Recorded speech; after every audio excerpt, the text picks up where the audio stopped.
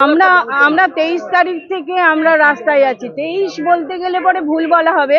আমরা গত 22শে আগস্ট কিন্তু মাননীয় মুখ্যমন্ত্রীর বাড়ি অভিযান করেছিলাম। ওখানে কিন্তু আমরা একটা আশ্বাস পেয়েছিলাম। ওখান থেকে জানানো হয়েছিল যে আমাদেরকে ডাকা হবে, কিন্তু তারপরেও আমাদের ডাকা হয়নি। আমরা খুব নিরাশ হয়েছি, ভীষণ হতাশ হয়েছি। এবং তারপরে আমরা গত 11ই নভেম্বর ইউডিএম অর্থাৎ পৌর স্বাস্থ্য কর্মীদের দেখভাল যিনি করেন মাননীয় পৌরমন্ত্রীর কাছে গেছিলাম দেখা করতে। উনিও দেখা করেননি, কিন্তু সময় দিয়েছিলেন যে 7 থেকে 8 দিনের মধ্যে আমাদের সঙ্গে বসবেন। সেই বসাটাও হয়নি। আমরা যার ফলে 23 তারিখ থেকে আমরা আন্দোলনে নামতে বাধ্য হয়েছি। এখানে বলে রাখা প্রয়োজন, আন্দোলন করবার সময় গত 3 দিন আগে হাওড়া মিউনিসিপ্যালিটির আমাদের এক দিদি মারা গেছেন ব্রেন টিউমারে।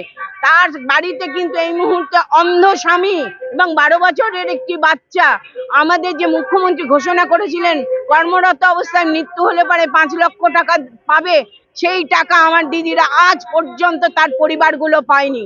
আমরা যার জন্য বাধ্য হয়েছি, আমরা বারবার আবেদন করছি যে আমাদের সঙ্গে আলোচনায় বসুন।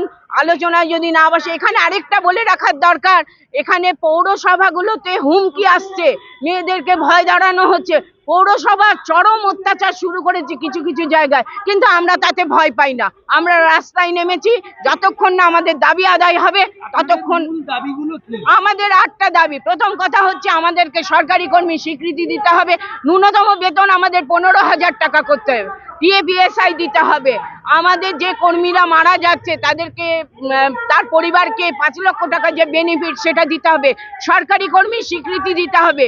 এবং মাতৃত্বকালীন যে ছুটিটা আমার দিদিরা 45 দিনের ডিউটি শুরু করে দেয়, অথচ মাতৃত্বকালীন ছুটি 6 মাসের থাকার কথা, সেটা আমার দিদিরা পায় না।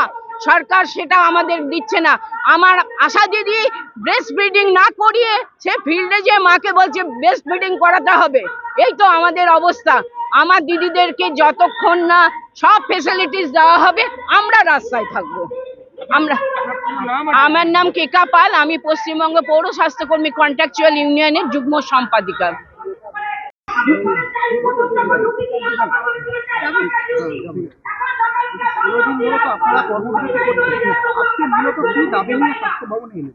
আমাদের মূল দাবি হচ্ছে পশ্চিমবঙ্গ আশাকর্মী ইউনিয়ন, পশ্চিমবঙ্গ পৌর স্বাস্থ্যকর্মী কন্ট্রাকচুয়াল ইউনিয়ন, এই দুটি ইউনিয়ন এবং তাদের নেতৃত্বে যে এই রাজ্যের যে হাজার হাজার আশাকর্মী লড়ছে, আমাদের মূল কথা হচ্ছে এরা স্বাস্থ্যকর্মী।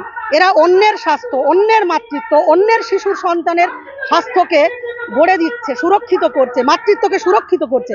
কিন্তু এই আশাকর্মীরা তারা বেতন ভাতা ঠিকমতো পাচ্ছে না। যেটুকু পায় অত্যন্ত কম, যেটা সমাজে বলা যায় না। 5,250 টাকা। আমাদের দাবি হচ্ছে 15,000 টাকা ন্যূনতম রাজ্য সরকারকে ভাতা দিতে হবে। কোনো টাকা ভাগে ভাগে দেওয়া চলবে না, এককালীন দিতে হবে। 1 বছর পর্যন্ত যত বকেয়া আছে সমস্ত মেটাতে হবে। সরকারি ঘোষিত যা ছুটি সব কর্মীরা পায় সেই ছুটি দিতে হবে।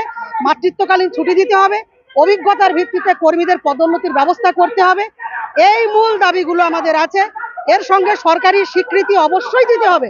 45-46তম শ্রম সম্মেলনের যে সিদ্ধান্ত সুপারিশ, সেই সুপারিশ মেনে স্বাস্থ্যকর্মীর স্বীকৃতি দিতে হবে। না হলে আজকে 16 দিন, এটা 16 দিনে থাকবে না। এই কর্মবিরতি কর্মীরা করছে, সে জানে তার বেতন ভাতা পাবে না, তা সত্ত্বেও সে ধার দেনা করেও এই লড়াই আন্দোলনে আছে, এত কষ্টে এত যন্ত্রণায় আছে। সরকার তাদের চোখের ওপরেই আছে, দেখছে। সরকার কিন্তু নানান সময় এই কর্মীদের অনেক প্রশংসা করেন, অ্যাওয়ার্ড দেন, বঙ্গজননী বলেছেন, নানান পদকে ভূষিত করেছেন, কিন্তু তার বেঁচে থাকার জন্য যে ন্যূনতম যে ব্যবস্থা করা দরকার সেটা করছে না। পুজোর আগে, ঈদের আগে এই কর্মীরা তাদের 5 মাস 6 মাস করে বাকি থাকে, তারা টাকা পায় না। উৎসবে তার ছেলে মেয়েকে কিছু দিতে পারে না। আর উৎসবে আমাদের মাননীয় মুখ্যমন্ত্রী, প্রধানমন্ত্রী কেউ পিছিয়ে নেই।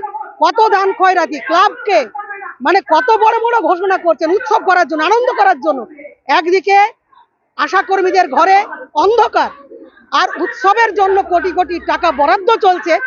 আমরা মনে করি এই কর্মীদের ন্যূনতম বেঁচে থাকার মতন ভাতা, সরকারি স্বীকৃতি রাজ্য সরকার কর্তৃক 15,000 টাকা ভাতা দিতে হবে। না হলে আমাদের এই কর্মবিরতি চলবে, ধর্ণা চলবে, লাগাতার আন্দোলন চলবে। আমরা পথ ছাড়বো না। আপনারা কি এখানে আজকে ডেপুটেশন জমা দেবেন? আমরা ডেপুটেশন জমা দেব। আমাদের সঙ্গে আমরা চিঠি দিয়েছি স্বাস্থ্য সচিব নিগম স্যারের কাছে, আমরা মিশন ডিরেক্টরের কাছে চিঠি দিয়েছি, ডিআইতে স্যারের কাছে আমরা চিঠি দিয়েছি। ওনারা বলেছেন আমাদের সঙ্গে আলোচনায় বসবেন। এই আশ্বাসে আমরা আজকে এখানে এসেছি। আলোচনা যদি ফলপ্রসূ না হয় তাহলে বাধ্য হয়ে আমাদের কিন্তু এই আন্দোলনে থাকতে হবে। তাতে যা মাসুল দিতে হয় কর্মীরা সেই মাসুল দিতে প্রস্তুত আছে। আপনার নাম? আমার নাম ইসমত আরা খাতুন, রাজ্য সম্পাদিকা পশ্চিমবঙ্গ আশাকর্মী ইউনিয়ন। একেবারে